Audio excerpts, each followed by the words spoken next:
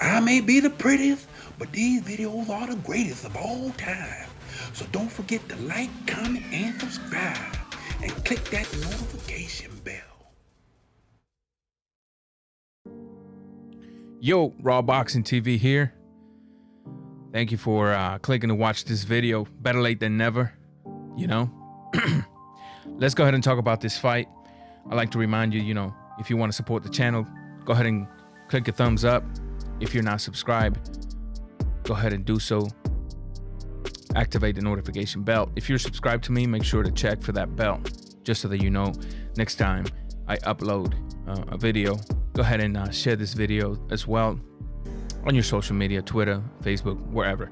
Let's get into this fight, man. Danny Swift Garcia, el Boricua de Philadelphia, the Boricua from Philly. Danny Swift Garcia versus Errol Spence Jr., the Miracle Child. Matter of fact, this fight has the aura of a miracle, because even the belt that the WBC designed for this fight, right? When you look in the middle of it, it has a doctor with a COVID mask, right? Boxing gloves on, and then angel's wings. Because everybody's recognizing that Errol Spence Jr. should not be in that ring today. That the average human being that goes through what he went through, specifically in a car wreck like that, shouldn't be inside of a ring a year later. It's nothing short of a miracle. Praise God for that. Listen, I understand the concern of the public, because those concerns at once lingered in my head. Will Errol Spence Jr. be the same Errol Spence Jr. that we are used to seeing? That is the question in everybody's head, right? And I can't blame them. I know a lot of channels are delivering heat to people with those kinds of questions. They call it, well, what you think? Errol ain't good. It's got nothing to do with whether he's good or not, right? Assuming that he is good, then we shouldn't have no problem. We just shouldn't, right? But I'm gonna tell you this right now. I don't think that Errol Spence Jr. is stupid. Nobody knows his body better than God and himself, okay? If Errol Spence Jr. knows for a fact he ain't ready for a guy like Danny Swift Garcia, he would have never taken the fight. He would have never offered the fight, because I heard he the one that requested Danny Garcia, okay? Errol Spence Jr., if you look at him right now in shape, there's some old pictures lingering around. There's some old pictures being posted by his coach, but at the same time, look at the videos of this current training camp. The kid is shredded. He is in shape. He is chiseled, okay? He is chiseled. I know a lot of people are speculating or making assumptions, or perhaps worried about the fact that, is he gonna be able to take a shot because of the accident?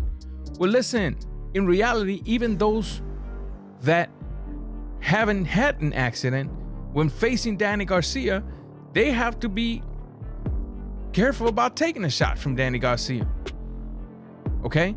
Another thing you got to think of this too is Errol Spence Jr. has been sparring for this fight. If you remember in the past, Errol Spence Jr. coach and some of his teammates and some of his sparring partners used to say, when you spar with Errol Spence Jr., you better bring your A game, or he's going to dispatch you out of there.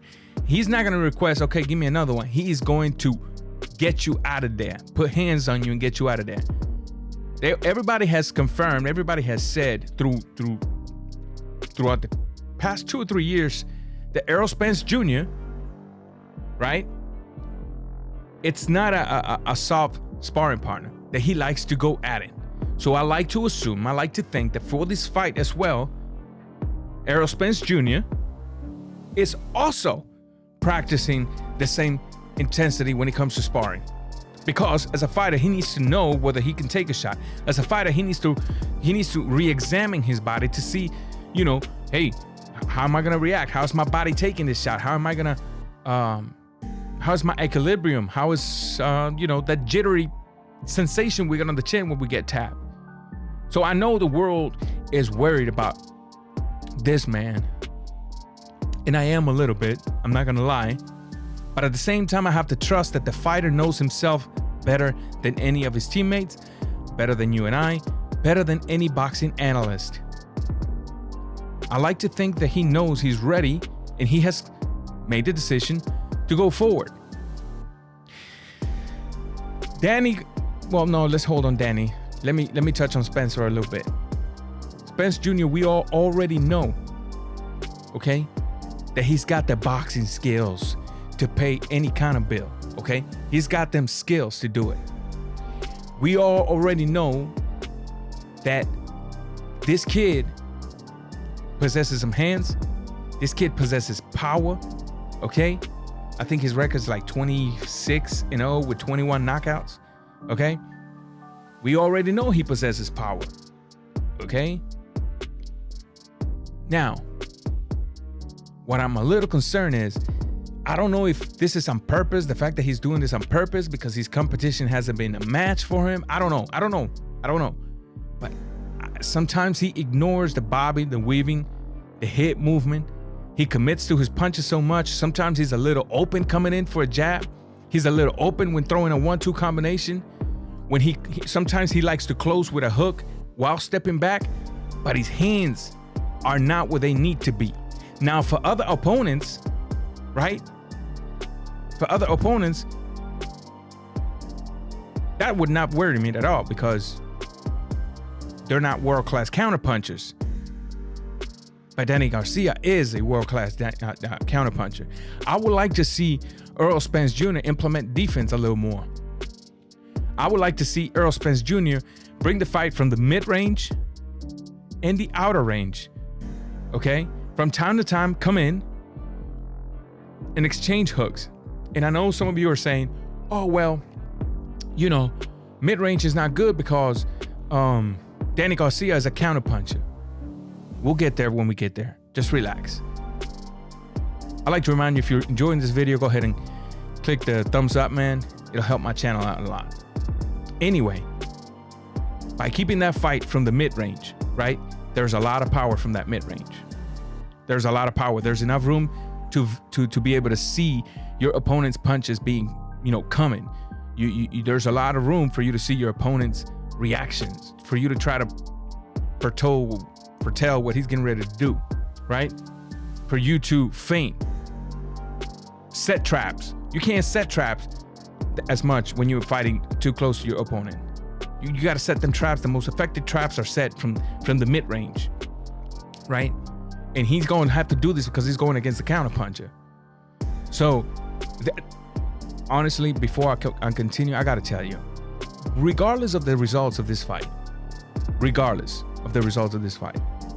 okay, I'm going to be happy and sad at the same time because I absolutely like both of these fighters. I do, you know, and I want to see them both be great and succeed, you know. That's just it. Errol Spence Jr., though, you know, the man's been working for what he wants. I know for a fact that Errol Spence Jr. knows for a fact that this is a second chance, not only in life, but in a career, as a father, as a son, as a nephew, as a friend. I think the way he looks at life now, it's a little different and more serious. So that could be a big plus for him, okay? I still think he has the skills to pay this bill. I still think he has the skills to outbox Danny Garcia. I don't necessarily would like to see him trading in a lot, but if it comes to that, he's gonna have to figure out how to deal with it. Moving on to Danny Swift Garcia, man, Boricua. Puerto Ricans in the house. What can I say about Danny Swift? Man, oh man. You know, I am done counting out Danny Garcia. I've only done a couple times, okay? One time I was effective with it, the other time I didn't. Danny Garcia has shown throughout his career that the kid belongs where he's at, and why not even higher? Okay? Danny Garcia, if you go back in my channel, Okay, I was one of the very few people in YouTube giving him a shot against Lucas Mathies. It's in my channel. You can go back and look at my Lucas Mathies versus Danny Garcia video. Everybody thought he was going to get obliterated because Lucas Mathies was this killer, putting people to sleep. And I told people, man, don't count this cat out, because the way this cat times his opponents, and not only does he times him, the way that this cat counter punches his opponents, it's all done with evil intentions and effectiveness. A lot of people criticize him. Sometimes he closes his eyes, shoots through, but so far it has worked. When you keep doing something repetitively and it keeps working, what can you say about it? It's not luck. It's simply execution that you have brought close to perfection, to where every time you do it, I would say 9 out of 10 times is effective. And that's what Danny Swift Garcia has done. He has been able to put, I mean, let's be real here. Let's not get too carried away. The only 2 losses in his record, recorded in his record, were very close defeats. Okay? Now, me as a boxing analyst, as somebody who likes to keep it real, no matter how much I love Danny, if you ask me, I think he lost versus Herrera. Okay? But the judges saw it the other way, and that's fine. You know, it's in the past. But Danny Garcia, though, what he needs to do for this fight is avoid waiting for Errol Spence. Avoid waiting for Errol Spence. Because Errol Spence, right, he's not going to be dumb to fall for your counter-punching traps, for you to time him. Danny Garcia has to come in and make it a little dirty, the way Sean Porter did. Sean Porter was coming rough, except Danny Garcia can keep it a little cleaner. Okay? Danny Garcia has a power. You know, maybe not as much as Errol, but that all varies depending on who you fight and all that stuff, you know. But I think he's like 36, 2, and 21 knockouts, or 20 knockouts, or something like that. But he definitely has power to put people out. Okay? He took Brandon Bang Bang Rios, which, you know, not a lot of fighters have the privilege of saying, I put that homie to sleep. He put him to sleep. I mean, he dropped him. You know, when you cut a tree from the bottom and there's no other tree around him with branches for him to kind of break the fall, where they just collapse? He collapsed Brandon Rios. And Brandon Rios has a tough chin. So I know people are worried about this fight, okay? People are worried about Errol Spence Jr. I truly believe he's okay. I truly believe this is going to be a heck of a match. I truly believe either guy has the power to get each other out of there. And I truly believe that both guys have skills to pay the bills. Except that, in my opinion, you know, Errol Spence has a few more dollars in his pocket when it comes to paying this bill. That is all for now. Let's hope that this fight turns out great for the excitement of all of us. Okay? I'm excited to see more people back in the bleachers to watch this fight. I think they're gonna have 10 or 12,000 people in attendance. Boxing needs to come back to normal. Okay? There's ways to do it. There's ways to do it. They just gotta keep following those guides. I'm very happy for this fight. Let me know what you think about this fight. Drop it in your comments. Don't be afraid to share your thoughts. Okay? Like I said, hit them thumbs up. Subscribe if you're not.